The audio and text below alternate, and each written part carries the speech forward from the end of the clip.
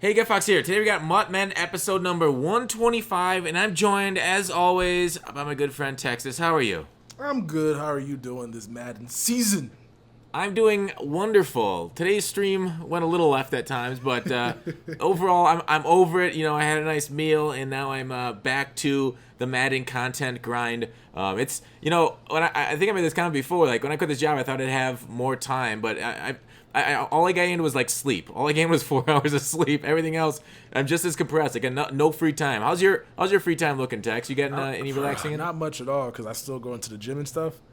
Oh. So I have a lot of free time. I just wasted doing solo challenges. I'm still grinding Madden levels and stuff. But there's a lot that a good meal can fix. Like when I'm hungry, I don't know what I'm doing half the time. Like I be doing stuff inefficiently. Like when it was hailing outside and I was making Madden videos, like instead of going into the garage and moving the boxes in a productive way, I was frantically moving stuff, and then back of my window got like busted out because it was taking too long. And so, but once I'm eating, bro, I can think rationally. So like I can understand how eating can fix your mind state. Definitely. All right, and we got a special guest this week, somebody that was called out quite heavily in the last podcast. We thought we'd have him on to respond or give him his day in the sun again, I guess. Eric Rayweather, how are you? I'm doing pretty good, but I mean, y'all are doing better. I'm a way better guest than last week's guest, wouldn't you guys say? Hey, don't put us in the middle of this argument between mom and dad here. We don't want to. A and B conversation, so I'm gonna go ahead and see my way out of it. Who really gives a fuck what Bengal has to say? That's the real question. I don't. Do you? I mean, you had him on the podcast, so I guess you a little bit. But outside of y'all two, I mean, who else really? Who really cares what Bengal has to say? Yeah, let us know in the comments. Give us your best Bengal banter, or what would you say, Eric? What's like alliterates or rhymes with Eric? Burn. Don't matter. Anyways, the egregious Eric. Yeah, the egregious Eric or the Bengal banter. That works. Let us know at the end of the podcast. Maybe put it in the comments. We'll do that at the end of the comments. That brings us right into the agenda. So we're going to talk about the cards that have been put out daily. The flashback heavyweights, potentially veterans by the time this thing goes live. The online meta, the solo battle update, the list of legends that were leaked, the Hall of Fame content, Saquon's stats and ability thresholds that we found out about, and then whatever else comes up on the way. So we'll probably get some more Bengal shots in, I'm sure, from Eric along the way, just to pepper in and spice up the convo as we move along. Wouldn't you say, Eric? Yeah, Bengal's not safe. He's not safe. Fuck Bengal. And anybody who loves him. If you're subscribed to Bengal, you're a bitch. How about that? Damn. It is going hard. If you're subscribed to Bengal right now, you should go unsubscribe right now. Right now, because why would you want to be subscribed to somebody named Bengal in the first place? And he's not even a Bengals fan, right? He's not even a Bengals fan. He's not even a Bengals fan. How does this make sense? He's a Giants fan. Named Bengal. Who does that? Who does that? Is that a person that you want to subscribe to? Is that a person you want to follow? I don't. You're asking some tough questions of Bengal here. Why not just? Why not lying for all that? Why not just be lying? Why Bengal? Maybe he's always lying, so he didn't want to name that. I don't know. It's fishy. It's very fishy. It doesn't add up. I don't like it. It smells funny. I just don't like it. I feel like he's being dishonest. I love it. All right, sorry, my phone was vibrating. Hey, so Texas, talk to me about these last 2 days where we got flashbacks and heavyweights and our veterans to come. And is this going to keep up all season? We'll get daily content. Is this weird? Is it weird to get content in Mud again? I don't know what to do with my hands. So like it's really weird to get not I won't say daily content because they pretty much give us daily content. It just may not be the content that we want. It's weird that they're giving us a bunch of really good cards out of the gate. So we got 589 overall flashbacks and 589 overall heavyweights, and one would assume tomorrow we're gonna get 5, or when this goes up on Wednesday, we're gonna get 5, maybe 87 to 88 overall veterans. And that's a lot of players to keep giving us. And I don't know, they kind of rolled the ball out fast this year. And I don't know how it's going to go down the line. But I know you're probably excited about the amount of content that we were getting early on. I just don't know if they can keep the pace throughout the entire Madden season. If they do 5 a week, which I doubt they do, it's a lot of damn cards. Yeah, but like, do we want to cut them excuses by saying it's a lot of work? Like, shouldn't they be doing this work? So, like, I don't think it's the work. It's just if they keep introducing 5 and 5 and 5 and 5, I don't know what that's going to do to the market. But as a content creator, bro, like, yeah, okay, I can do weekly flashback packs. I'll probably go broke, but I can do weekly of those packs openings every single, if they want to keep doing this. I love it. Because those packs take tokens, it brings value to, opening packs on the market. So, plus content, and I don't know. It'll be funny once, like, we'll see what happens when Team of the Week starts getting introduced, whether they have to cut back on the amount of work. But, like, I don't think we should, I think we should praise them. And if they end up giving us less, we should roast them. Like, I think content daily like this is what we should expect and what we should get in this game. Do you think at some point it's going to be overwhelming, though, Eric? Yeah, if they keep doing it at this pace, I think it will be. Like, I think last year, obviously, it wasn't enough. I think this year they're kind of starting out hot just because they know that coming off the end of last year, that was everybody's biggest complaint. So I think they're definitely going to start out hot. I think they're going to slow it down a little bit, though, because it just seems like at this pace, it would just be a little bit ridiculous if they kept it at this pace all year long. I think they're going to start hot and then hopefully do better than they did throughout the course of last year. But I don't think we're going to get this many new players every single week as we've been getting so far. No. What NFL team starts hot and then finishes terribly? The Chargers? That too. That's a good one. So EA's much season gonna make the Charger season where they're gonna start out like with a winning season and then something bad's gonna happen and then all of a sudden they finish 8-8. Well, or they'll get tragedied in the playoffs like they did back when they're primed with like LT and stuff. I mean LT lost them that playoff game. So no, was it a Cromartie? That was tragic. One of those two lost in the playoff game. They had some amazing teams back then. But yeah. Anyways, like, all right, here's the thing, like. I agree with Eric that I don't think they're going to keep up this pace because I just don't think they have it in them. But how hard is it to make 5 custom cards every day and put in new stats on a new guy? Like, is that a ton of work? Like, they just take these photographs that are out there in the world.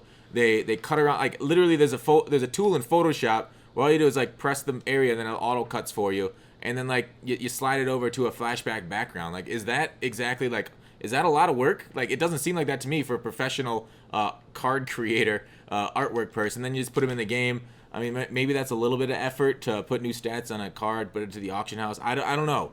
But it feels like this is something that should consistently stay at least, like, frequently. Like, every day. Is it hard to put this every day? I don't know. I guess I don't know enough on the back end. Eric, you're a game changer. You know more on the back end of this, or tell us.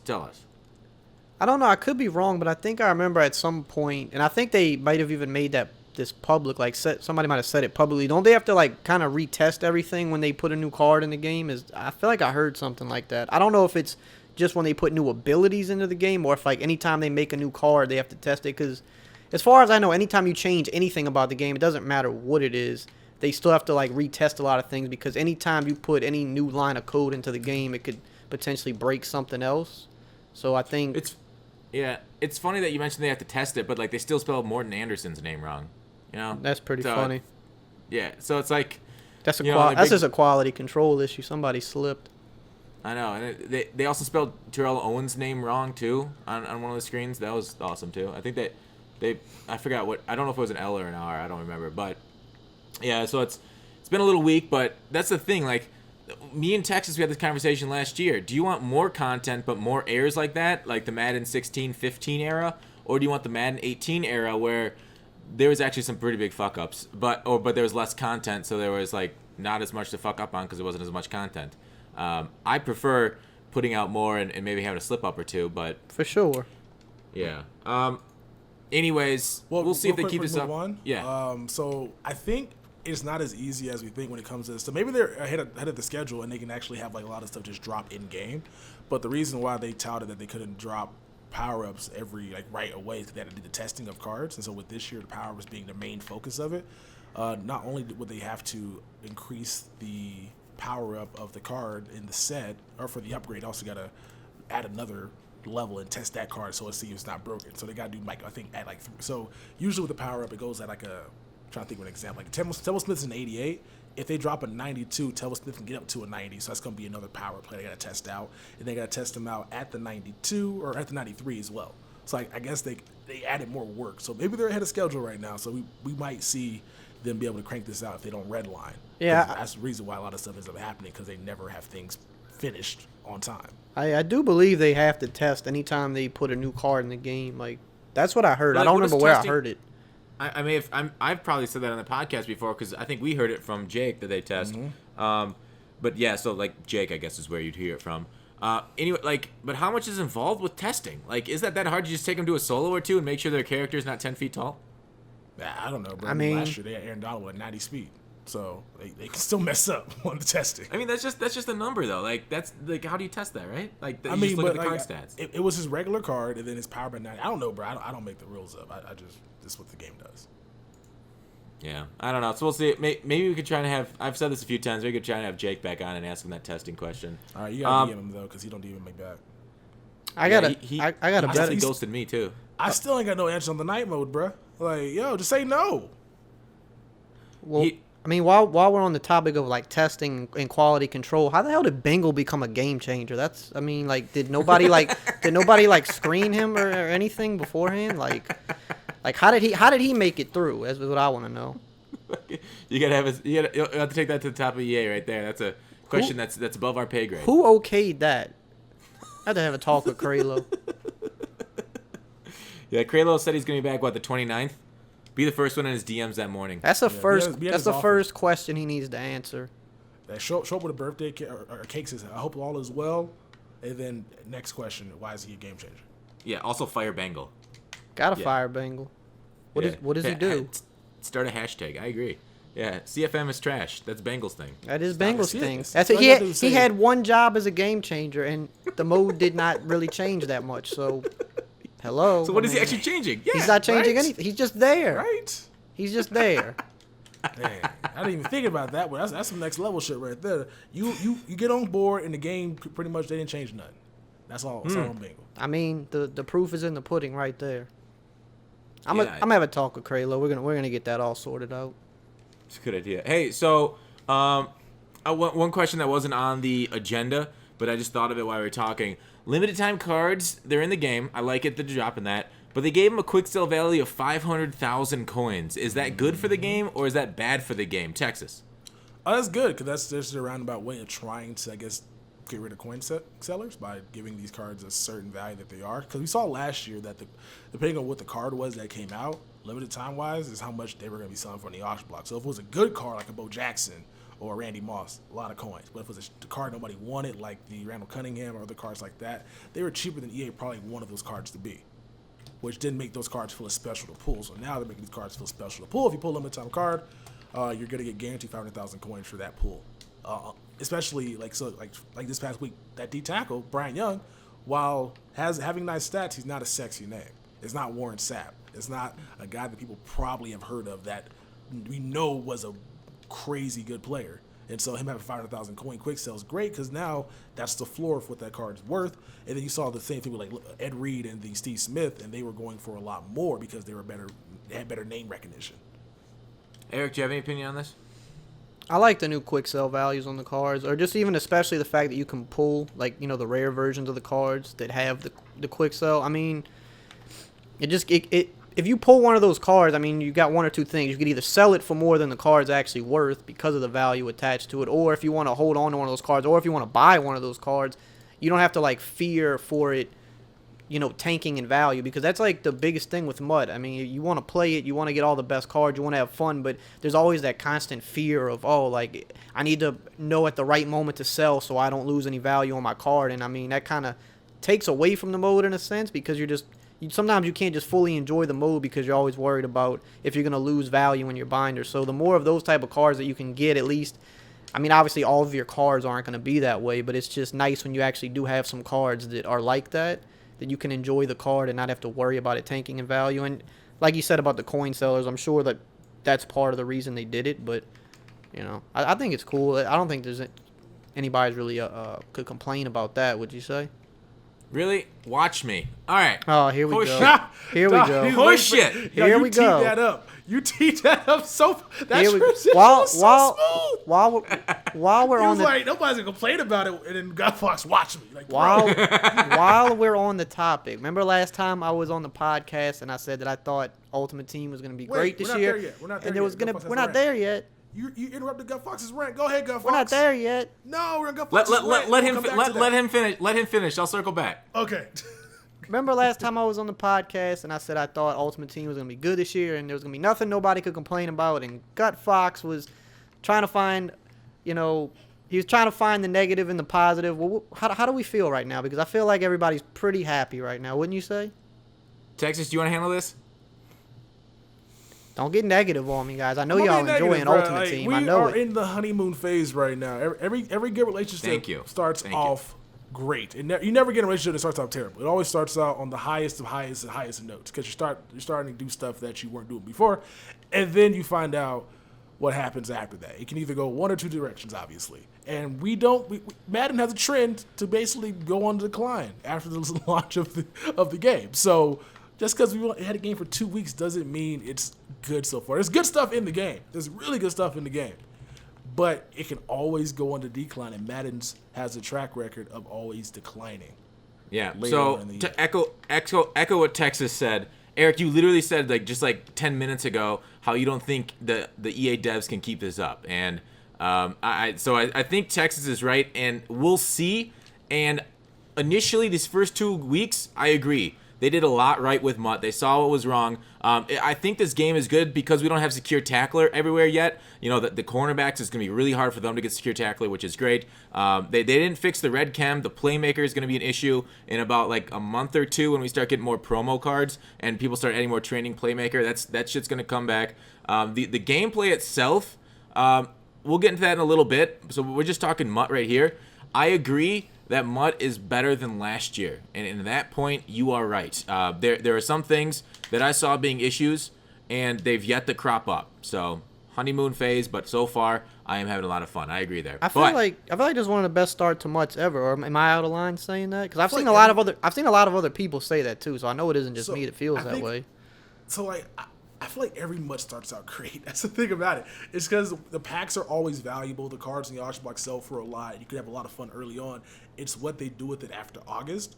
And so, and this year with the solo battles being introduced, a lot of people are getting a lot of coins early on as opposed to last year and the years before. You weren't getting as many coins. So I guess you could say this year is probably the most lucrative compared to the years past. But I've had fun doing Team Heroes back in Madden 2 years ago. I had fun last year's Art of Madden. I feel like we have the same opinion every single year. And then it falls off the cliff after September. Yeah, I think Texas hits it exactly on the nail. There's a cycle of Madden, and it is wait for early to mid-October before the Halloween promo launches. There's generally a dead time, and then every content creator, because they're kind of struggling for content because there's nothing we put out, they go on their complaint cycle. So we get our complaint cycle. It's kind of like, I don't know, the YouTubers, time of the month or time of the year. It's that early October, and it's a little bit after the Super Bowl, and we go on this big complaint thing. It happens every year. Anyways, Texas is right. Packs are always worth it at the beginning of the year, and we fucking love packs this time. I said this last year, didn't I, Tex?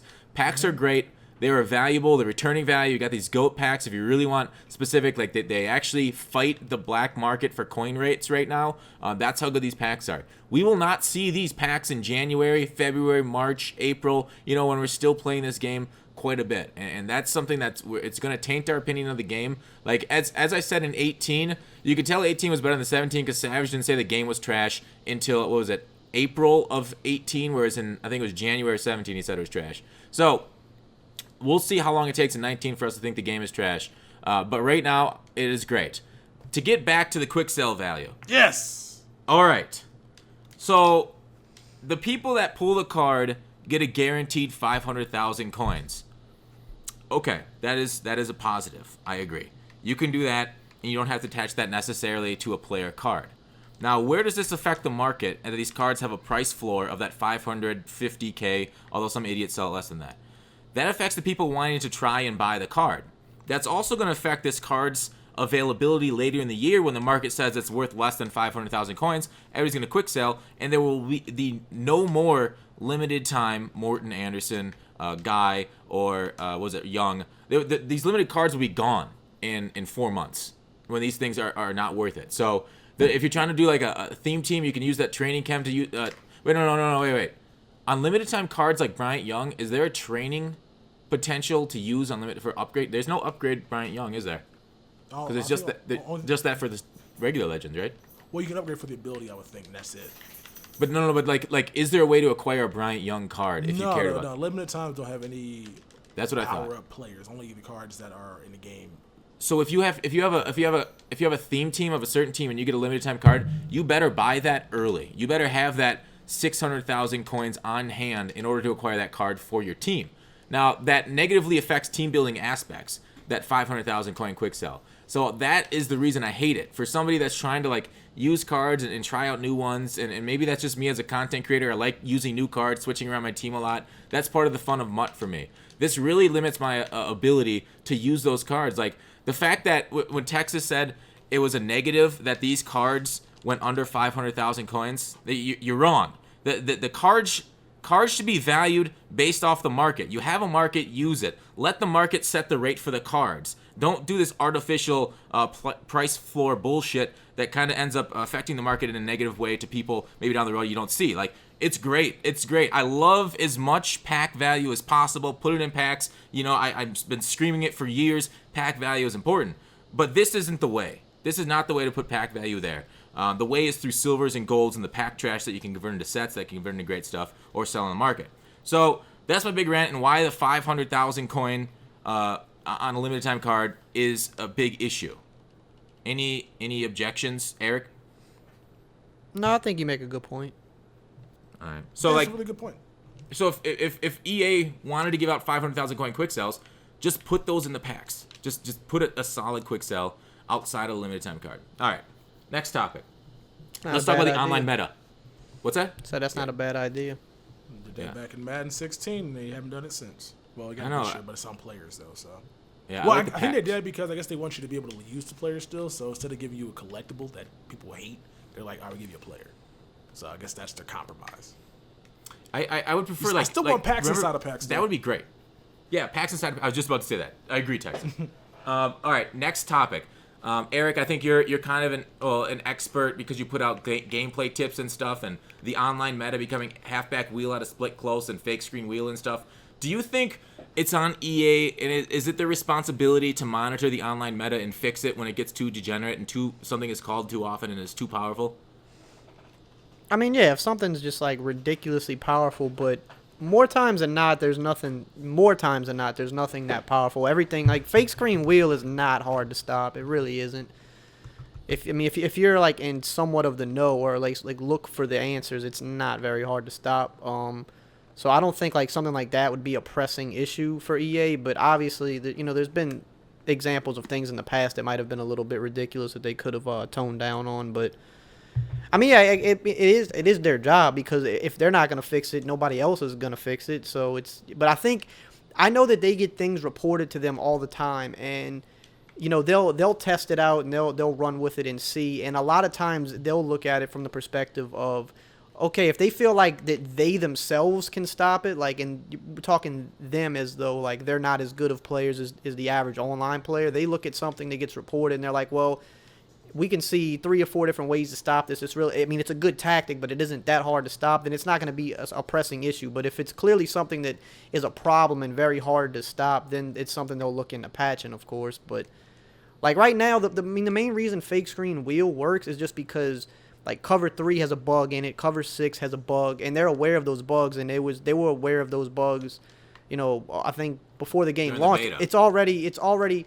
There's already so many patches like set to go, but they can't all go out at the same time because they don't all get cleared at the same time. So it's like that's why there's a day 1 patch, a day 15, a day 30. Like they have to space them out because as they're putting things in and submitting things, they can't do it all at one time. So the cover 3, cover 6, and stuff like that, that's gonna be patched I believe relatively soon from what I know, because that's been an issue that they were aware of. That's the main reason fake screen wheel works against all those coverages. Once that gets fixed, it's not going to be an issue. But even as it stands right now, any coverage that you use, you can just play protect the sticks, and you're going to be pretty much fine against it for the most part. Like, your cover 3 corner won't suck inside. Cover 4 quarters won't fucking, the safeties won't match and jump crazy. Like, so just protect the sticks against fake screen, and you probably won't have much of an issue against it.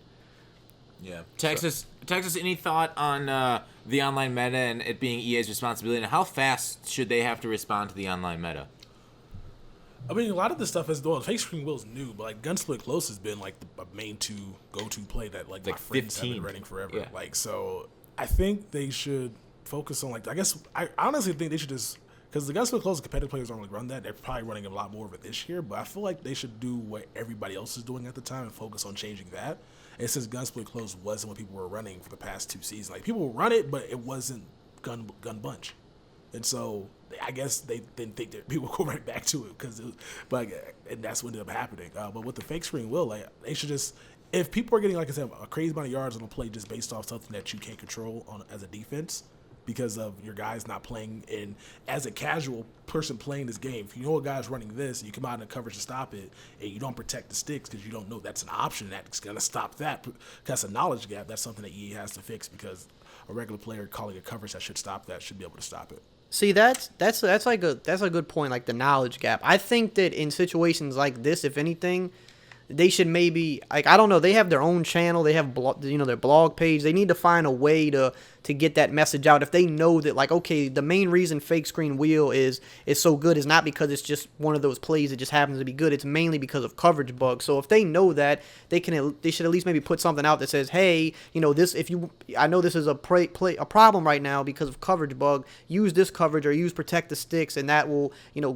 that should take care of the problem as far as the cover 3 and the cover 6 just giving up one play touchdowns. They should at least put that info out there, because you're right, not everybody's going to know to go to YouTube and look for the info or know where to find it, or know how to find the answer themselves by labbing. So the thing should that should be in the game. That's why they have game changers. Like, you put a video out on it. I know GutFoxx did as well, about how to fix how to stop this. And it should just be like, hey, you're having trouble with this play? And it should just be like your thumbnail, basically. How to stop it. It should be literally in your load screen.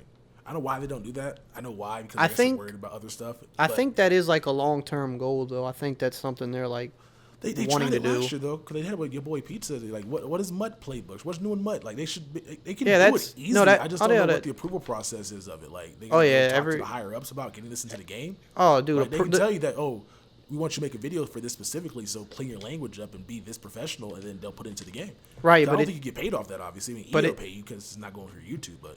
Yeah. No, if anything that goes in game, they're gonna have to pay you for. But the thing is anything that goes in game, it takes so long to get approved because of the NFL has to approve everything, and they take forever to approve shit. And a lot of times, they might come back and say, oh, this can't be in the video, and it's like little things that maybe you don't even think about, but they have to obviously protect themselves, so they know like every little thing that can't be in there.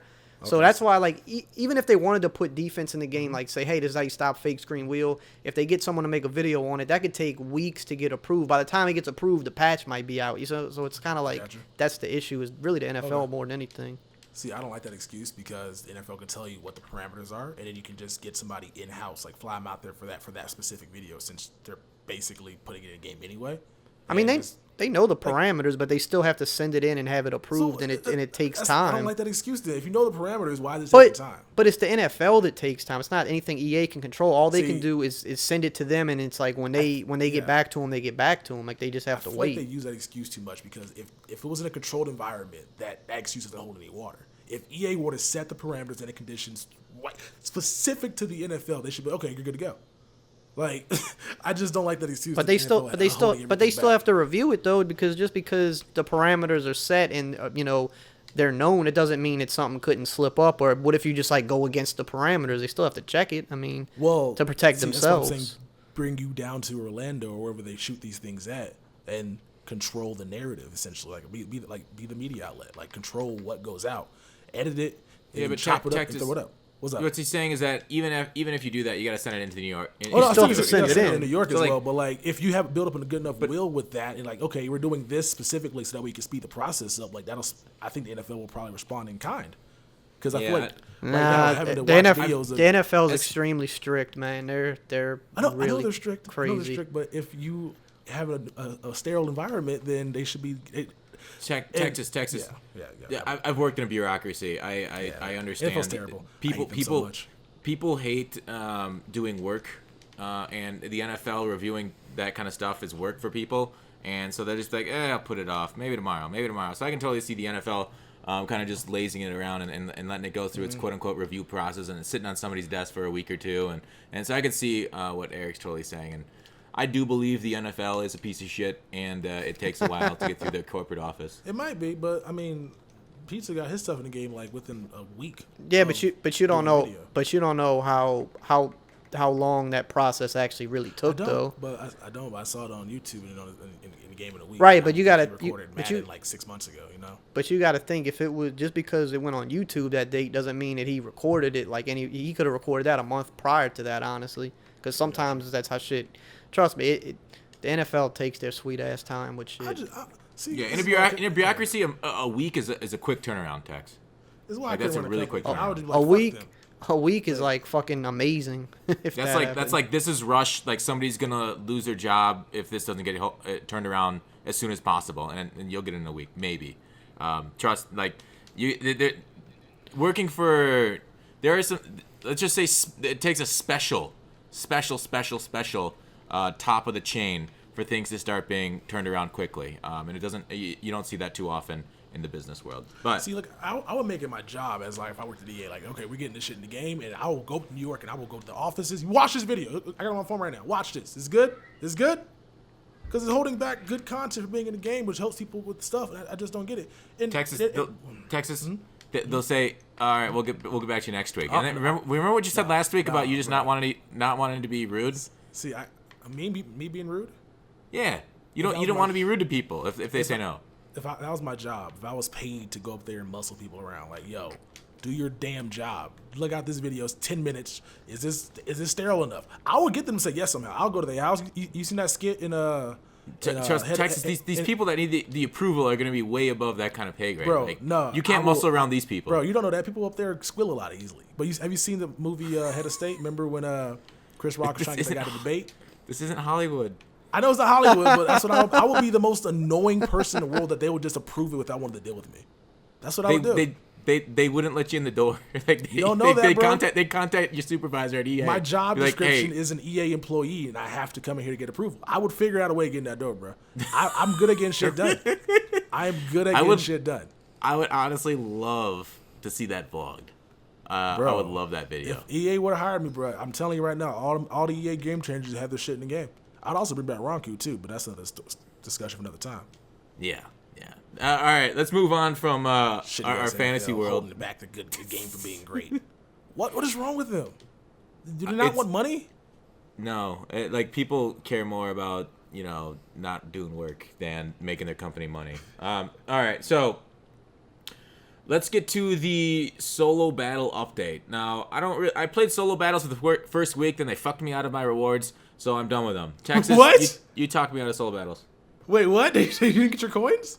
Well, okay, so here's what happened. I said this last week. So apparently you had to manually refresh your solo battles. So when you said fuck me out my rewards, I thought you were. I was on pace to get first. I was on pace to get first on Xbox, and then they fucked me because they didn't automatically refresh them for me. You had to manually. Where did it say you had to manually refresh them? At the bottom it says press square for new opponents or something like that. But like, shouldn't the game automatically do that when you're finished? It should, but I mean, like, I don't know, bro. Maybe they don't want to automatically refresh if you're not ready. I don't know. Cause the solos disappear. I don't know, bro. They fucked me out of them. Anyways, go on with the solo battle update. But you should play, bro, because the coins are crazy. Eric made 400K today. I seen Toke with a lot of coins he made. Vic made a lot of coins. Just top 50, just winning every single game. Like, obviously they're really annoying, but they're good stream content. And especially because you like to get mad. So I imagine getting mad at the CPU for doing stuff that don't make any sense. Like, I don't know, being in zone coverage and then all of a sudden turning the zone into man and then putting a spy up, sending 2 cornerback blitzes off the edge, and you can't run with your quarterback, and your left tackle gets screened by your running back, and all of a sudden you get sacked. The thing it's is, just like, fun to rage at. These solos battle, I don't know why you're making these kind of adjustments in solo battles. Just No, that's the CPU. I'm not making an adjustment. That's the CPU. Like, bro, Souls was literally 2 plays, one on offense, one on defense. Like, no, and it is 2 and then plays. you win them all. It is 2 plays with the CPU when you're on offense starts figuring out what you're doing because they got this automatic freaking AI over there, and they start double coveraging your number 1 receiver, and all of a sudden, either you can't leave the pocket because there's a spy up, but then they send dual edge heat, and your right tackle doesn't pick it up. Bro, the CPU cheats, but it's still good coin, so you should definitely go ahead and start playing. Dog, they got to fix run blocking, by the way, for running backs. I don't know if y'all played and noticed this or not. Has y'all running back screened y'all right tackle yet and let the sack up? In solo battles? Just in general. Like, my running back will screen he'll try to go block, and he'll end up getting my right tackle's way, and then the guy runs right by. I've seen it happen a few times in solo battles, but I just chalk it up to the computer cheating because them dudes do cheat. Dog, the running back does so many weird things when you block him. He'll either stay still and don't block anybody. He'll go down the field like he's running a route and then come back. I feel like he'll screen your right tackle. The running back he'll take blocking on the right end by himself, which doesn't make any sense. I feel like the running back blocking was pretty good last year, but it seems like it took a step back this year. Oh, it's not even close to what it was last year. After they patched it, when your running back started going for the cut block, it was perfect. Especially when you ID the mic, it was perfect. But now the running back seems to want to take on the entire world by himself. I don't like that at all. I like his tenacity, but man, he sucks at his job. Running back blocking is just as bad. It's terrible this year. So bad, man. Yeah. I got lurked because of my running back. I blocked him, but I thought he went out for a route, and then he came back. And the linebacker thought he was running for a route as well. So the linebacker stunned and then realized that he was going back to block, and he went back in coverage and picked me. I'm like, wait, what? I got lurked by the CPU? My running back decided to do something that I didn't want him to do. So they got to definitely tune that in the next patch because I'm not playing weekend league until they fix that, bro. I'm not losing the game because my running back screens my right tackle and gets me sacked. That's always been a thing in Madden, though. No. It's like I understand like the right tackle not blocking. I'm not gonna have my teammates actively getting in the way of my other blockers. Like I have not seen that before. Where my team, I've seen like other things like where they just completely just miss and dudes just coming untouched. When my running back is purposely screening, setting a pick on my right tackle or left tackle or my guard, I'm out. No, I'm out. I'm out, bro. I will get so. I can't get mad at anybody. Like the guys, it's not the guy's fault. He said 4 or 3, and my running back just did something stupid. Yeah. Well, welcome to Madden 19.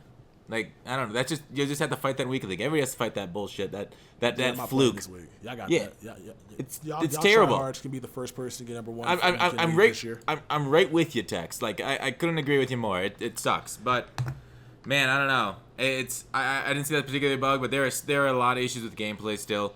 I don't know, Eric. What are your thoughts on solo battles? Like, do you hate them? Do you like them? You raging? Oh, I'm definitely raging. I mean, it's not hard to beat the computer. Like, that's not the issue. It's just if you're trying to get like top 10, like it's hard because it's like every little thing hurts your score, and it's like the friggin' block shedding is so ridiculous in solo battles. But I think I finally found the play that is easy to run without getting block shedded. But man, like the block shed makes it so hard to pass, and you really can't run that well because like it's so slow, and the defense is clearly faster than you. Like they close on you clearly faster than you can pull away, even if you're faster than the player that's chasing you down. So it's like running the ball is rough. So you kind of have to pass. It's not really a fun experience, but it's good when you get the rewards at the end of the week. But I mean, I'll probably do it for a couple more weeks just to stack coins for the beginning of the year, and I'm probably ain't gonna touch it too much more the rest of the year. I like doing it. But it just makes me rage because the computer's just on some bullshit. Like they make you overthrow passes. Like I've had strings of like 3 touchdowns in a row get overthrown by like 20 yards, and it's just like it's very like pass leading is very, very tricky on solo battles. Like if you don't have to pass lead, don't pass lead at all. Don't even pass lead a little because it'll just make the ball fly 20 yards over your guy's head. Like that's my issue with it. It's the computer, but it's still a competitive mode with rewards attached to it. And competitive Madden regularly has dice rolls and has random stuff that happens. But when you're talking about a competitive mode against the computer, it's so much more random. Like you'll just get insta-shedded like 3 times in a row. Like your guys are slower than the defense, and then there's nothing you can do about it. Overthrows, 2-3 plays in a row, nothing you can do about it. And it's like that's hurting your score every time you get an incompletion, or every time you overthrow a ball that winds up getting picked when you actually had someone open. So I don't like a competitive mode having so much randomness tied to it. But when you're playing on all Madden, like that's what all Madden is. It's the computer's not good because it's all Madden. They just make you bad. They make all of your guys bad, and that's how they compensate for it. So it's like, I don't like that, but if you win your games, it's not very hard to get top 100 and get good rewards, so it's cool. Yeah, I mean, I don't know. Texas said earlier it's good stream content, and I don't know. It seems just so... playing the computers always just seem kind of like boring because I'm a spammer, I guess. I guess maybe that's why I hate it. It just takes up my time, and I spam 2 plays, and I just don't feel... I don't understand if people do genuinely find it entertaining to watch solos, like... Because all I do is run 2 plays. Like, Texas, you do solos on stream, right? What do you do to make it solos entertaining? I don't do anything. I don't know why. I think it's just the whole thing that... Because people like that me and you and others grind. Because some people pay people to do the grinding for them. But when it comes to just like, oh, you do this shit too. There's something about the appeal of that, because a lot of people don't actually do this stuff. Like, you grind head to head. I grind solos, and people were like, "Yo, you and GutFoxx are great because you two actually play the game, as opposed to other people who get out here and it's no shade, because like if I wanted to do that as well, like if I feel like I needed to do that, I would. But people like watching because they feel like it's like we're common folk essentially amongst the common folk, as opposed to what other people may get perceived as. But what I typically do is really you can run a pretty successful Madden channel, like not just like literally recording for 15 minutes in the morning and shutting it off, right? Like that's your entire job for the day, and you can run a pretty successful Madden YouTube channel, right? Just covering news. Yeah, just doing news or just playing one game, just playing a game or doing like a pack opening. You can pretty much have a good YouTube channel doing that. It just comes down to, like, I guess putting time and effort into the game, and like having the knowledge that we do, and like what certain things are great for. So, or certain plays work or certain plays don't, and just getting out there and helping people. Just also while they're streaming it, they see you streaming it, and they just feel a sense of like, okay, we're both doing the same thing. It's something just for being more relatable in a sense, and that's what I guess people kind of like about the whole solos thing. Because I streamed the journey for 15 hours, bro. I played like 15 off stream. I think I streamed 15 hours of the journey.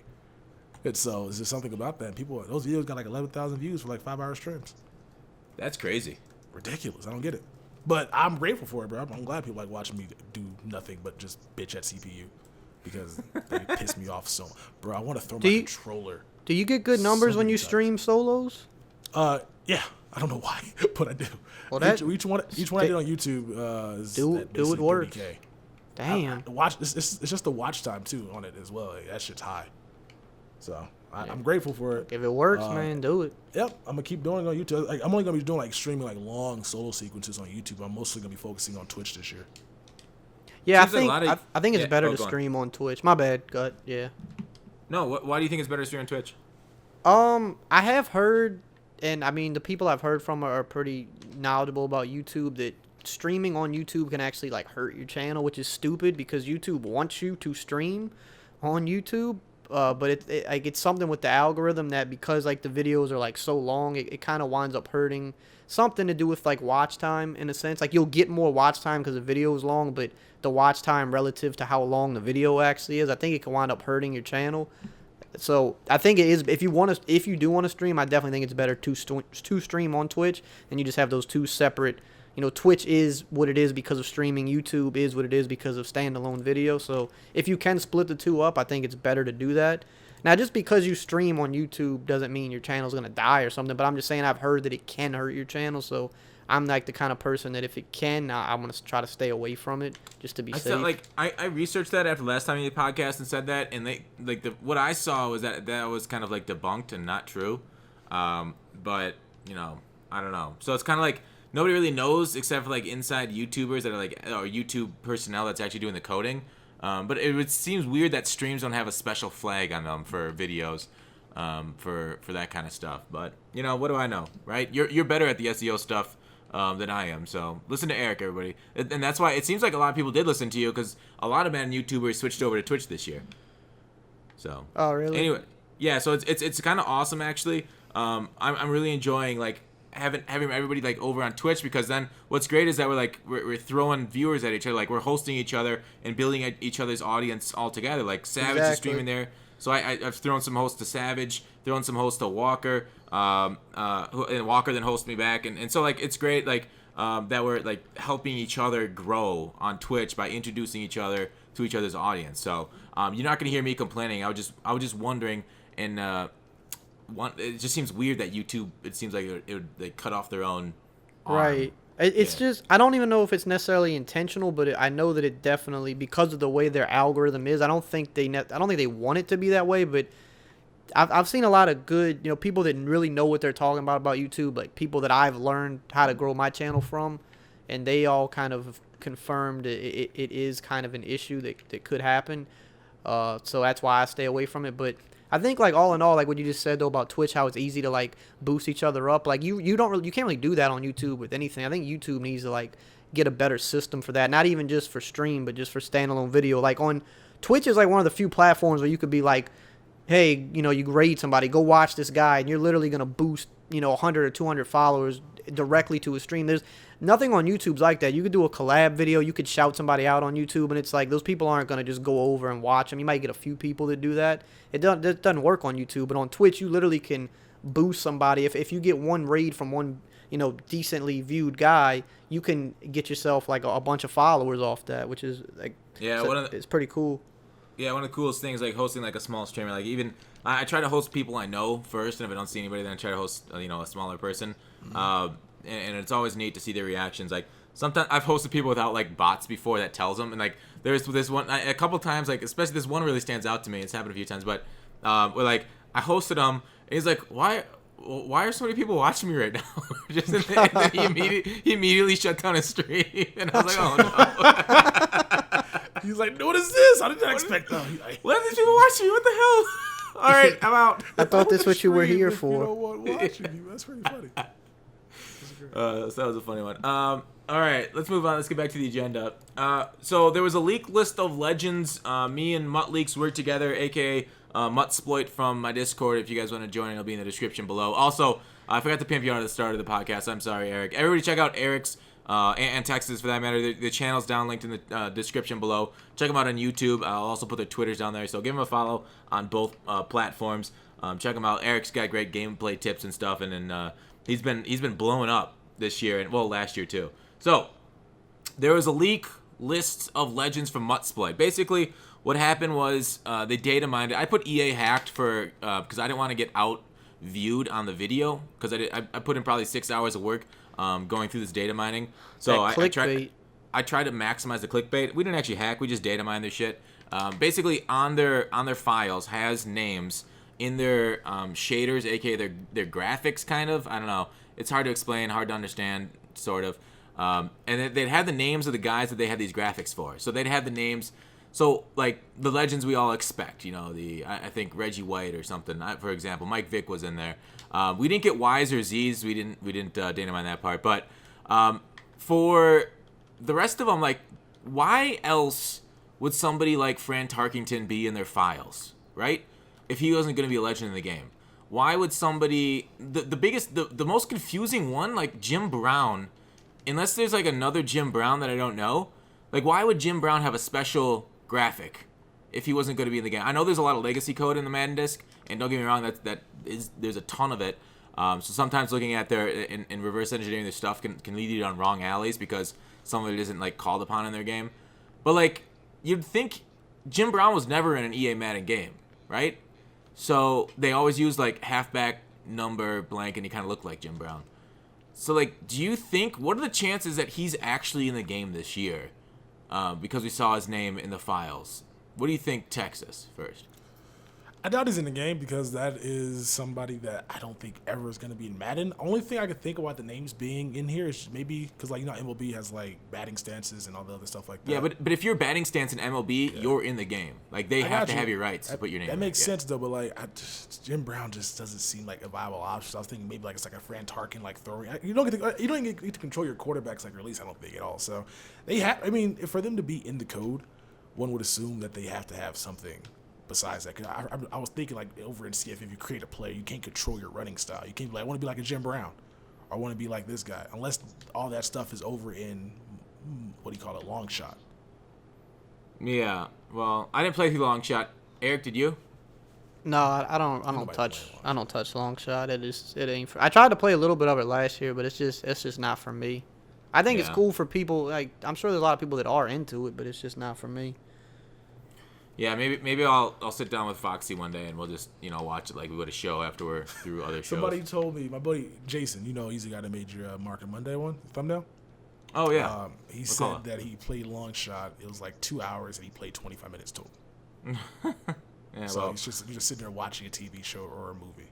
Yeah, and they spent all those resources on it. Anyways, let's not talk about long shot anymore. Let's just imagine. Let's just talk like long shot never happened. So the gym, I don't know. It's weird that they have his name specifically in the files next to and including the shader settings that they use to give player models. So it seems like they have his player model in the and this doesn't mean it's actually going to be used. Maybe they just have these guys in the code in case they sign them and they're ready to go. But it still seems like they're kind of I don't know if that's a violation of anything, like of probably not, because they're not actually like being used in the public atmosphere, right? That wouldn't be like a trademark violation or using their likeness without their permission, right? Eric? I feel like I don't know. I think if the name is in the game anywhere, I mean they need the rights. So if they have a file with that, I don't understand what else they could have that file for. You know what I'm saying? Like why else would they have it for what? And if there's anything in the game that's like you said, even if it was like a running style or whatever the heck that had his name on it, I mean they would have to have rights to have that name in the game. So I don't know, maybe. Just because we haven't seen him before, I mean, you never know. It's just like with anything else. Sometimes you think, like, you'll never see this person with this organization or company ever, and, like, somehow things work out and they get the deal done. I mean, you see it happen all the time, like, in different, like, companies or whatever, businesses. So it's like, I mean, who's to say he's not going to be in Madden this year? Maybe he will be. That would be, like, a crazy, like, big deal if he was, so. For some reason, I thought you were going to take a shot at Bengal there. I don't know why that came on my mind. I was like, it's nah, like we're seeing Bengal. We're off that. He's already dead. We're off that.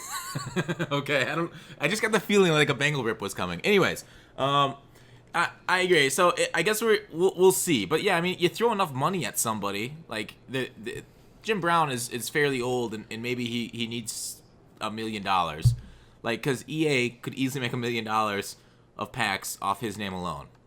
So. Man, that would be kind of cool to see. And, like, there's some other ones. I did the top 15 list on my channel, the people we named out. People gave me the most crap about not putting Patrick Willis on my top 15 list. I'm like, he was just in the... I mean, yeah, he's a really good player, but, like, we literally just were playing with him a few years ago, right? Like, would that be a top 15 legend? Maybe. Would I have put him over Lynn Swann? No, I wouldn't have. I think he'd be a top 15 for sure. People would go nuts. For Willis? Yeah. Yeah. I guess, yeah. All right, maybe you're right. Maybe it was, I saw it, I was debating it, and I was like, meh. All right, moving on. Hey, Texas, what do you think of this Hall of Fame content, a.k.a. GOATS number 2? I don't like how they did the option where you could upgrade your players. So they only gave you the option to upgrade your players with training to an 85, and then you can go ahead and get 2 in 80 or 90 overall by using players that you got to buy from packs from the auction house. Not a fan of that. Like I thought training was going to be the end all be all.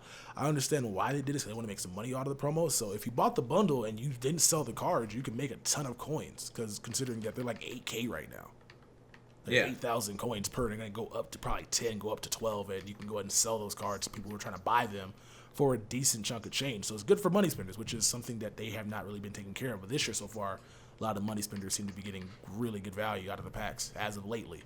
But I don't like that I can't upgrade my Rod Woodson or my other Hall of Famers unless I spend a fuck ton of coins. Yeah, you either spend coins acquiring training or coins acquiring those cards. So, I mean, it's almost like half a dozen in one hand, punch in the face in the other. So, Eric, what do you think of the Hall of Fame content? If you're just buying the packs to like make money off of it or make coins off of it, I think pretty much a home run, especially if you bought it on the first night and was selling them for like 10K a pop when people were for some dumb reason just trying to buy them all up instantly. But like in terms of like how you actually upgrade the Hall of Fame player, I don't like it. It's so much money like invested to upgrade them to a 90, and it's like it's for one player. It's Nat at that. So it's like I don't like the way they did the upgrade system past the 85 overall, because I just feel like they're like you got them with the pre-order, so it's like you want to be invested in him. It's part of the reason you paid for the pre-order, but in order to get him up to where he's really going to be useful for you, it's such an investment, and then he's a Nat card, so it's just I don't like the way they did that. I don't think it's smart to power up any of the Hall of Fame guys, and I say this is I got my Rod Woodson at 87, and I keep debating should I put him to a 90, and I'm just not going to do it because I know that I can go buy a 90 overall cornerback right now that I can sell later that is probably going to be way cheaper than putting him all the way up to a 90 right now. So I don't like the way they did that. It's way too much of an investment for one card.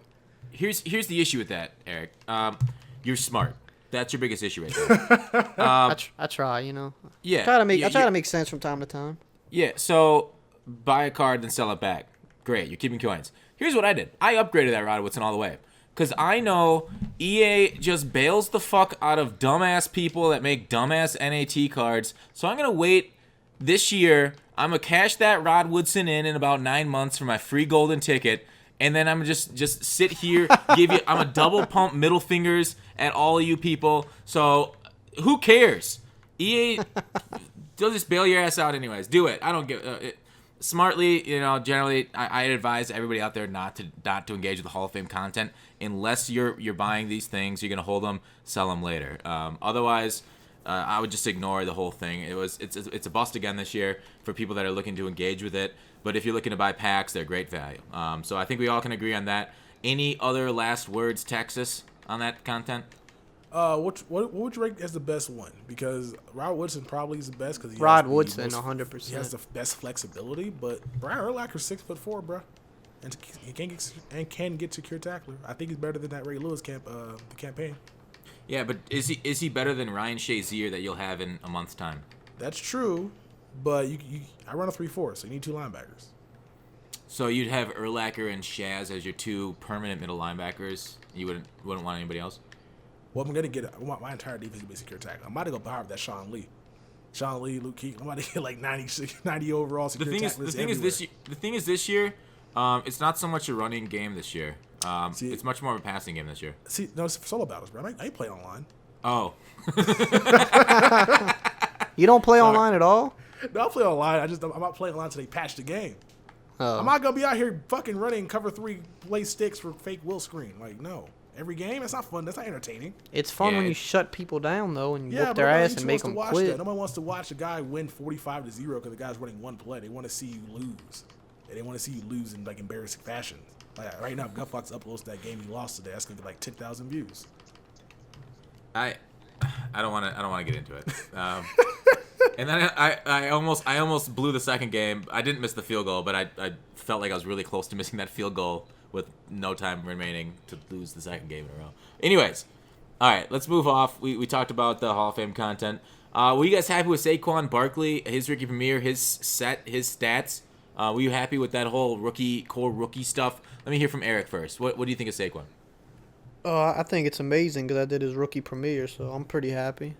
But I think if you did rookie premiere, that was the number one obvious one to do. Like if you could only do one, that was the one to do. So like anybody that's heavily invested in the MUT, like that was halfway serious about it, had to have done his rookie premiere. And if you didn't, then you, like you said, there's smart people and there's dumb people. I feel like that was pretty much anybody that was playing at the end of the year had enough coins to at least do one rookie premiere or enough cards they could sell to get the coins, and that's the one you do. So pretty much anybody should have him right now. And if you didn't, it was still a way to get him. It might have been a little expensive, but I mean, he's definitely a good card. I mean, you won't need another running back for a while. I mean, because the level master, Ricky, I mean, it's going to probably take most people a while to get him up to where he's usable. I mean, level 50? Texas, how far are you away from level 50? 6 levels. Damn. 7? Oh, I'm close. See, I feel like I've played a lot since the game's come out, and I just hit level 30, and I've been playing a lot. But I guess some people just, like, they know how to, maybe some people are just a little bit more grindier than me, I guess. But. So, it's just being more efficient about your grinding. So whenever I'm playing solo challenges, I try to score 21 points per solo because that's the most points you get per game. If you get 21 points, you're going to be able to get 200 yards. Just because usually you want to get in and get out. But especially when you're streaming, you kind of want to maximize your stuff. That's what I'm doing. That's why I got Shazer up to 84 right now too. Like my Shazer is kind of high up there. Cause I'm over here maximizing mostly anything I can do in solos. Because right now, only time I can get Shazer upgraded and is to basically play solo battles. I'm out of solos right now. So I wanted to go ahead and try to knock out like these interceptions and the return yards and the tackles as much as I can while I had solos to play until I take him into head-to-head so I can just get that stuff done easier. But it's all about just basically doing the solo challenge and also trying to keep in mind what it takes to get to a certain level. And plus, I gotta do it for YouTube anyway because I gotta be the first one with the video up, but I gotta beat the competition. Right. For certain people. So yeah, it's a grind though, but only because like there's some more souls in the game to give bonus XP, so you gotta just find more ways to be efficient. And I'm not about to be out here doing that one still everybody else is doing. Y'all can eat dick on that. Everybody's out here doing that fucking passing countdown and rushing countdown over and over again for 55 XP and no coins. Like y'all got that. I ain't doing that. Yeah, I don't take it that seriously. Do MUT drafts count for that kind of stuff? MUT drafts count for objectives. They don't count for solo challenges. Oh, damn. And so I get so today I made in a season while watching YouTube, which people who are making videos, bro, upload some more, bro. Y'all be slacking. I got no videos to watch. I upload every day. I just upload an hour and 10 minute. I just upload an hour and 10 minute video. So, I'm on these streets every day. Every day. I'm gonna go to your stream, GutFoxx, and just watch you run your plays and just copy. Okay, well you can do that too. I also stream for 5 sub, hours so every day. Yeah. I'm also a sub, so I can just get the email tonight that you're gonna send out. That's true. So it is coming for subs. Yeah. But yeah, you're gonna give me the cliff notes, so I appreciate that. But what were we talking about? What were we talking about? You know what's crazy? I don't know if it was. MUT I don't know if it was the first time I was on the podcast or the second. I think it was the second, and y'all were asking me if I cared about MUT Master, and I'm like, no, because I don't have the patience to ever do it. And it's funny because I might actually get it this year because I've actually been grinding and playing a lot, and I'm noticing that I'm not extremely far off. If I wanted to actually get it and put a little bit of effort in, I could actually get it. So I think it's just kind of funny that it might actually wind up happening that way when I said I didn't really care about it before. Yeah. It's getting easier and easier every single year on. So, I mean, the Diamond Master is ridiculous. I'm not doing that at all. That's one thing I'm avoiding. That's one master I don't care about completing. If you get that shit done next year, they better give you running lot 90 overall, out of the gate. Yeah, that diamond set's pretty freaking intense. It's stupid. Yeah. Yeah, I got no worries for that. All right, so MUT Master, I think I'm gonna use somebody else's MUT Master, Ryan Shazier, for footage. I don't think I'll be getting that for another month or two. How bullshit. All right, I hope Jake hears this clip.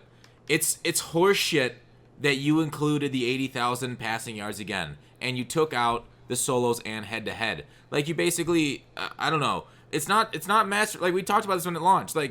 How the hell do you take out the MUT Master part about it and leave in the MUT bleed your eyes out while you're throwing streaks to your best wide receiver in arcade mode? There's nothing masterful about that at all. Whereas having to win 125 head-to-head games, having to win 500 solos, that's mastering MUT. That's actually playing the game, getting it. But it's so stupid that they'd leave that part in, but they'd take out the actual master part of it. Whereas it feels like they made it casual, but left in the gouge your eyes out. What's that meme from the Battlefront?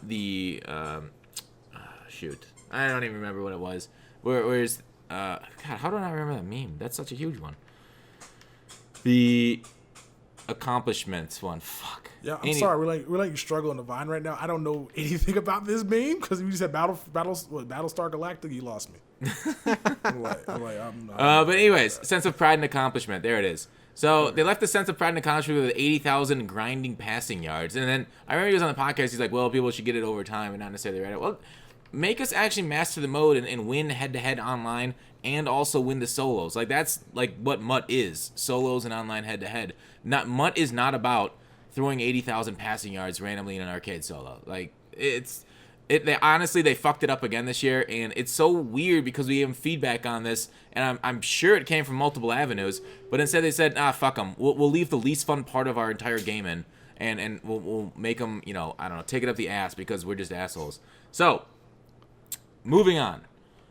Ability threshold. You think that's what they said, like in the meeting room? You think those were the exact words? Yeah, they're like, fuck them, fuck those players. This is what my message is gonna be. If it ain't broke, don't break it. They hate us, so we hate them. That's what they said. Well, they did break it. They ain't us. They did break it. They took out the head-to-head requirement or the solo requirement. Like, I don't play solos, but to get Mod Master, I feel like I should have to master Mod and play solos. That's fine. But like the passing yards, like, man, Wait, that you gotta play solos to get Mod Master. No, well, you have to do it for the passing yards. Well, you gotta put 500 to be able to unlock it though. Wait, what? Yeah, but you gotta play 500 solos to be able to become a Mod Master. No, or the 125 wins in head-to-head. Yeah, it's either or. Yeah, so. You don't have to do them both, though. You should have to do them both. I mean, I agree that you should be able to play head online, but people ain't good at online, bro. And playing solo battles. Then they're not masterful. Then they're not masterful. Playing solo battles is harder than playing online, bro. I'm telling you that right now. It's definitely not. What are you talking about, bro? You're not playing no more. You're playing head-to-head still. Yeah, but solo battles, it's literally run 2 plays and you win the whole fucking thing. Bro, the competition's stiff. Are you kidding me? I played them last week. What the fuck? They're not stiff. You ain't playing this week, though, so, I mean, you afraid of something, obviously. Like, Eric Rayweather's playing one during this fucking podcast and winning them 35-3. This is true. When we first started, I was playing and I won like 28-0, which I feel like that's not even good. I feel like it's not even. Yeah, he's not. I should have scored more than that. I kind of got distracted towards the end. See, you gotta pay attention, bro. You gotta concentrate more. A 28-0 and the CPU cheats more than your opponent does. What are you talking about? My opponent cheats as much as they possibly can. I cheat the CPU. CPU cheats every fucking down. Every down. But then you win the goddamn game. Then you win the goddamn game by 4 scores. They don't even go for it. They don't even call timeouts at the end of that point. Bro, I've been blocked by the CPU so much on punts. It's ridiculous. Bro, I never get blocked head-to-head. More stiffer competition. Who the fuck punts in Mutt? Why are you punting? You gotta punt us all about it. If you're getting sacked 3 times in a row, you're at your 10-yard line. You're not gonna go in for it. You're punting the ball. Are you kidding me? 4th and 28 is just PA crossers one more time. Bro, I agree, but when your right tackle gets screened by your running back, you're not taking that chance again. All right, well, I'll just say I'm taking that chance again. That's the definition of insanity right there. Dude, like, the rewards are just too good to not play them, man. Like, you just have to stomach it, play it, get 500, 400K.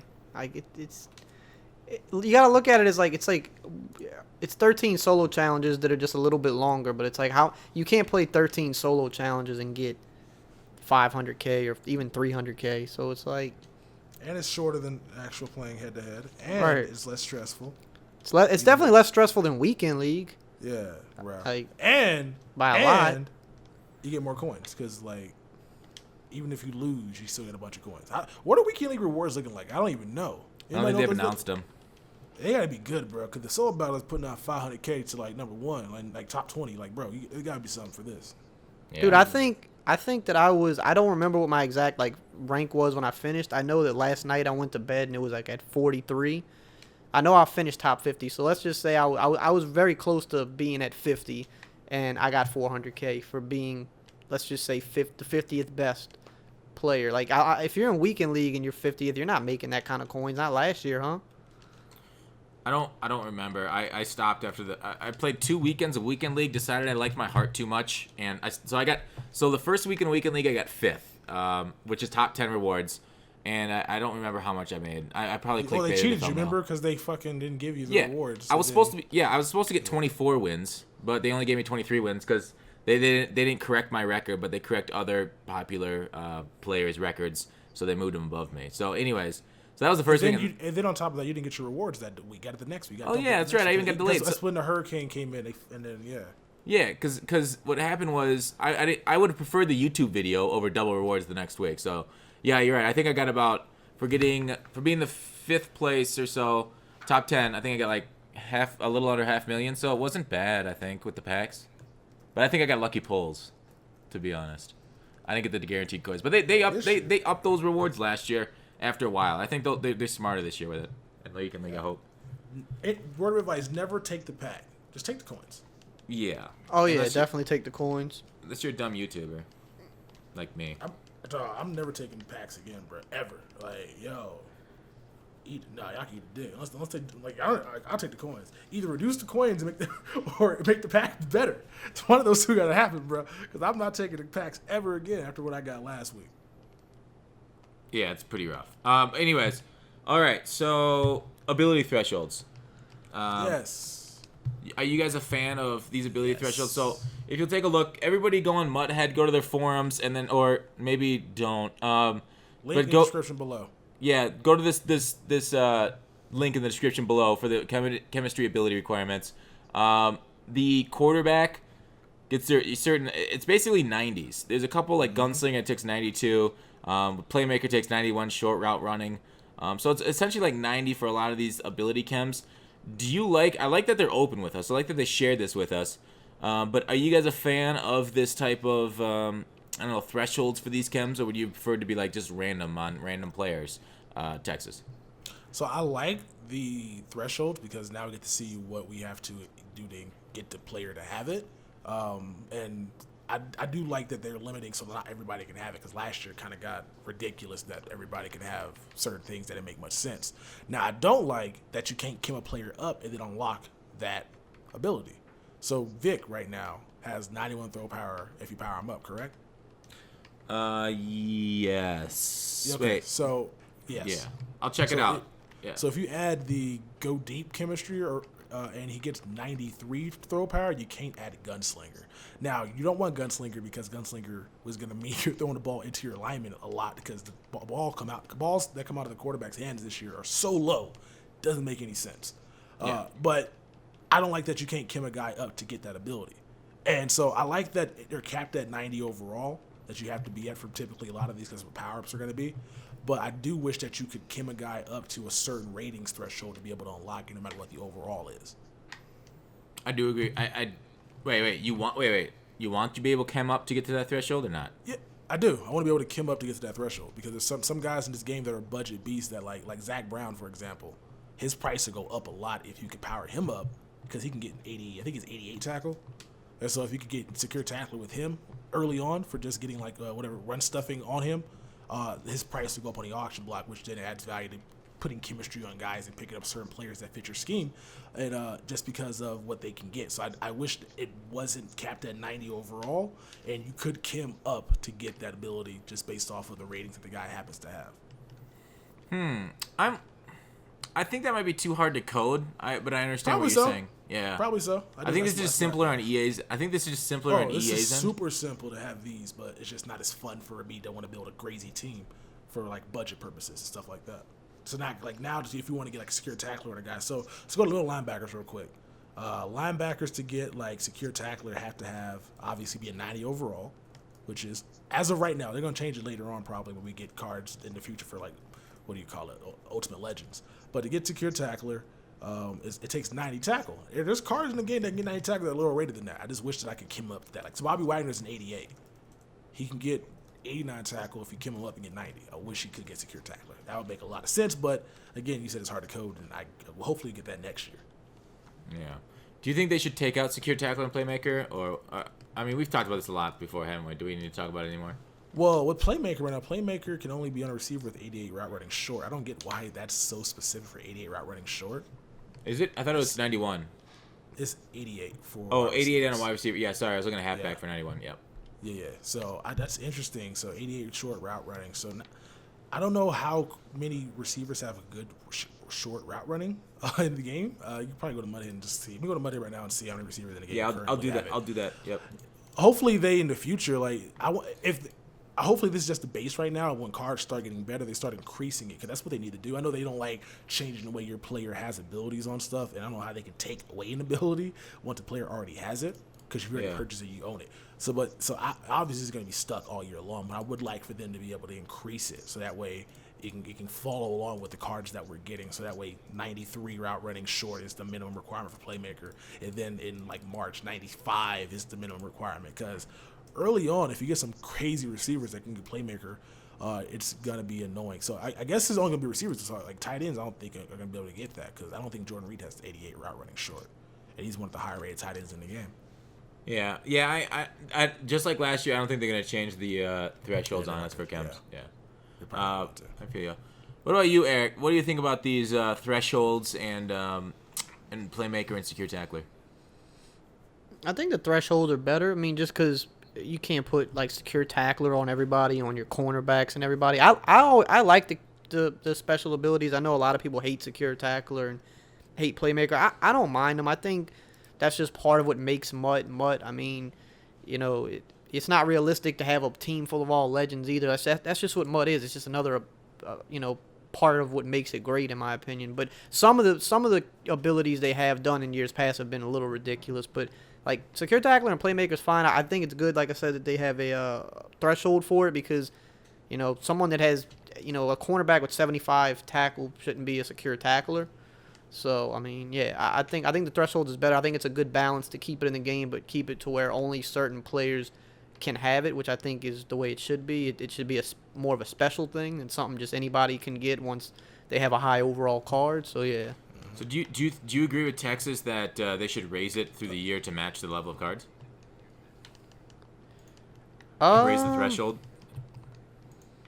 I don't know. That's a good question. I don't know because I think once you set a threshold, you kind of just have to stick with the threshold. I think if anything that the threshold should vary by position, right? Like because like we were just talking about for a cornerback, what's the secure tackler threshold? It's like really high for a cornerback, but if you're a corner, 95? Yeah.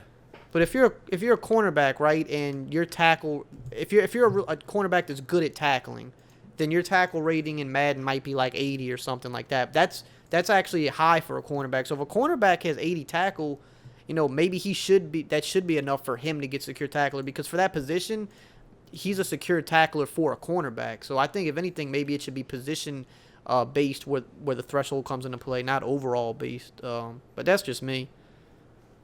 Yeah, it is. Yeah, being position based is kind of nice. That way, corners can't get it very easily. But yeah, I think that's fine. Mudhead, by the way, update your site because I can't even look at short route running. Update your site. Yeah, short route running isn't on the filters yet. Stupid. I agree. I like the thresholds. I like that they're showing us like this. I like that it's hard to get it on cornerbacks because you don't want to face full teams with secure tacklers. I think this year, like with the passing game, footsteps might be the move over secure tackler if it works really well. I see cornerbacks can't even get footsteps this year according to this chart. They don't even have it listed, but MLB's safeties can get it. Sean Taylor wonder if isn't on here at all. I wonder if they forgot about it. Yeah, or maybe they just don't even offer it on corners, which would be kind of neat too. What's up? It makes sense though because it says 90 hit power, 90 overall. Yeah. For so safeties, I wonder for safety. So I wonder if the cornerbacks are not really going to have that. But know what that means? I'm just going to put safety at cornerback. I was literally about to say that same thing. I was going to put whoever, like, we'll put Cam Chancellor out here at cornerback. Like, fuck it. Yeah, so it's kind of like arbitrary that they'd stop the corners because people are just going to play them out of positions. Because, like, have you guys noticed an out of position penalty this year? I really haven't noticed much of one. I haven't played anybody out of position, but it's because I haven't really put online. So last year you only noticed it if you played defensive ends out of position and offensive line out of position. So I don't know if those are the only two people, but cornerbacks in years past have never like gotten any penalties or safeties for playing them down at that position, at least to my knowledge. Wait, you saw defensive linemen get out of position penalties last year? Yeah, when I put Bosa at right, Bosa was left end, obviously. So when I play my right end, like if I put him at right end in my depth chart, if I switched him in game, no, I didn't notice anything. But if I put him at right end when he was a left end, he would get pancaked every single time. And really? Then when I played my, it was a funny game because I was streaming it. It was like weekend league. Me and my opponent both had Bosa. He had his at left and had mine at right end. He had the same team too, just same right tackle, same left tackle. His right tackle would his left tackle would just keep pancaking him.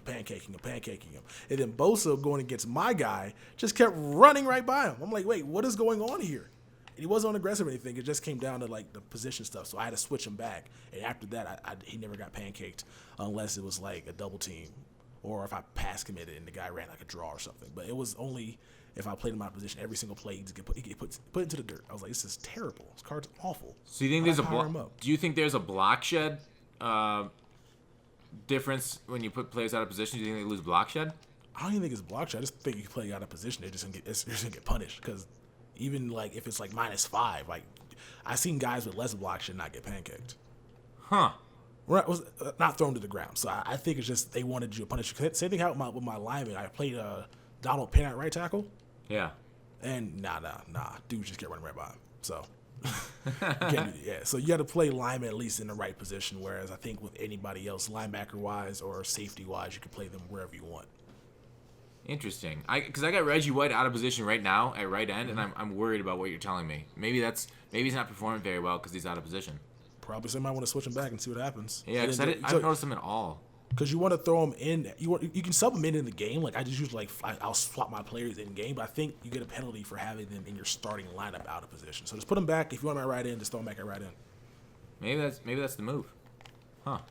Yeah, I'll try that. Or maybe I'll put him as right end backup, so that way he keeps his chems and then he's out of position.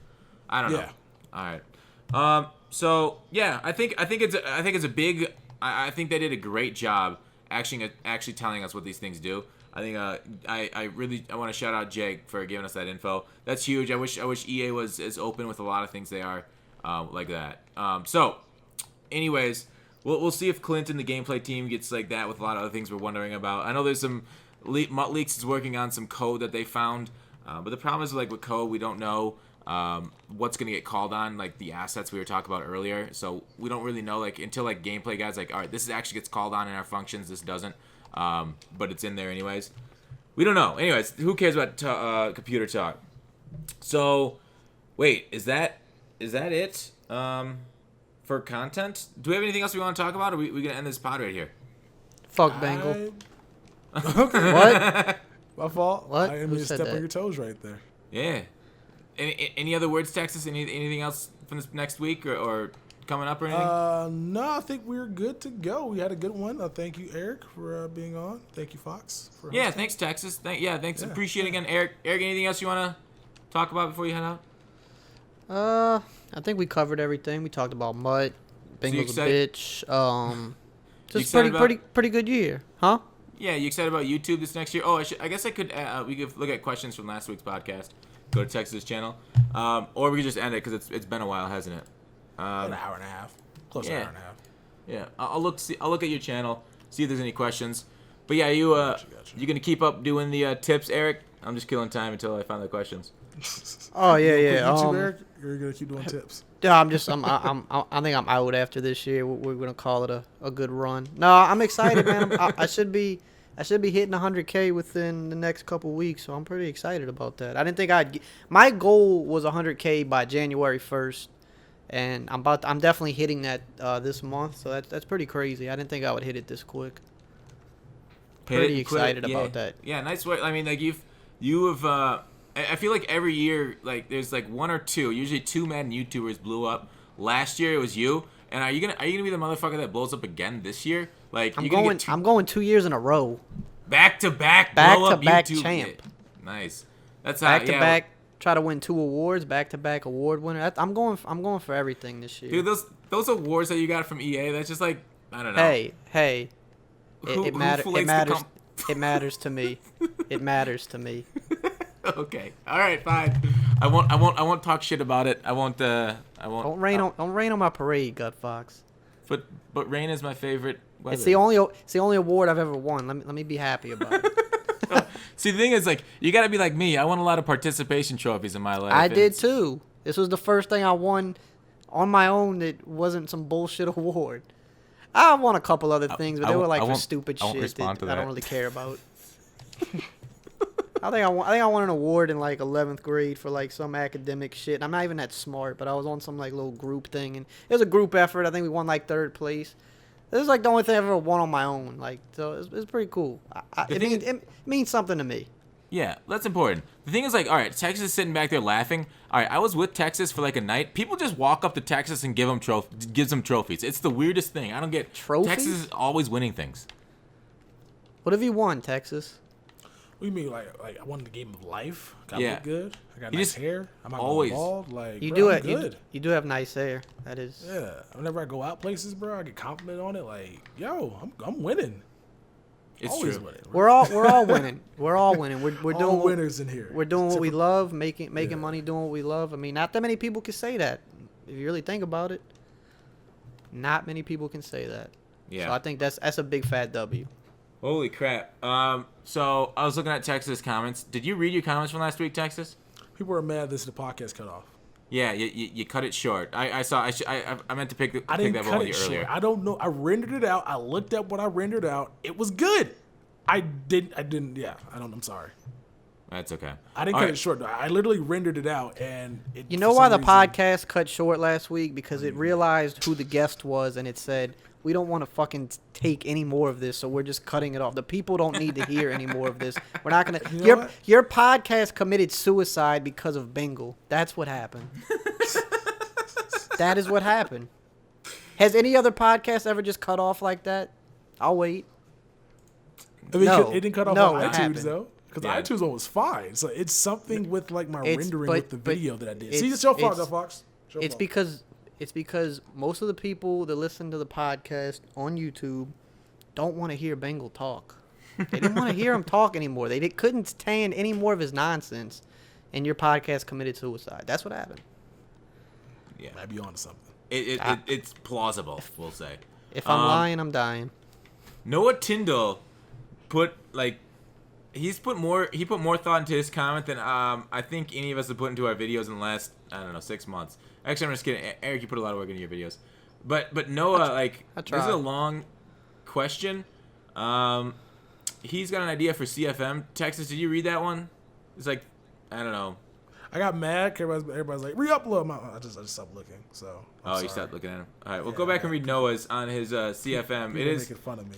It is a couple. It's like a couple pages long. So, but he desperately wants you. He desperately wants you to read it. It's for CFM. He wants me to read it? Yeah, it's for CFM. But so we're not gonna talk about it on the Muttman podcast. But he wants you to read it and take a look at it. Okay, I will definitely go back. I want you to copy and paste it, so I'm gonna go back there into that insidious chat. that comment section went left on you. You're so mad. I'm sorry. I'm sorry, guys. I'm sorry. Yeah. All right. I don't see any questions, more comments. Yeah, just about the sudden end to the podcast and stuff. So, all right. If you guys have any questions, let us know. We'll answer them for the next week. Yeah, and then otherwise, check out the description below for Texas's and Eric's information on their YouTube. If you're on iTunes, 5 stars would be nice. 1 star is probably more realistic for us. Otherwise, you do 4 stars, you're just a hater. Yeah, upvote if you like it, downvote if you don't like it. And thanks, guys, for being on. I'll talk to you guys later. Peace soup. Later.